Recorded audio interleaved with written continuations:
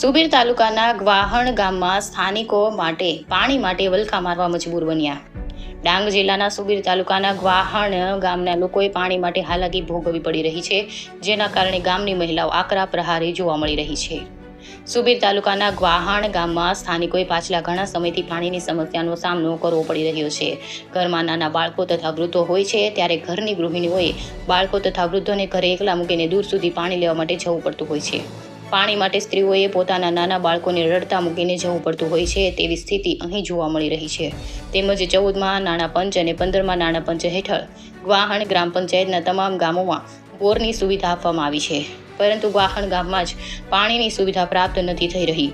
વહીવટી તંત્રના અધિકારીઓ દ્વારા અંગે પૂરતું ધ્યાન આપવામાં આવે ન હોવાને કારણે મહિલાઓએ હાલાકી ભોગવવી પડી રહી છે. ત્યારે આ પ્રશ્નનો તાત્કાલિક ધોરણે નિરાકરણ કરવામાં નહીં આવે તો ગૃહિણીઓ ભૂખ હડતાલ કરશે અને આવનારી લોકસભા 2024ની ચૂંટણીનો પણ બહિષ્કાર કરશે તેવી ચીમકી ઉચ્ચારવામાં આવી રહી છે. સુશીલ પવાર, ડાંગ.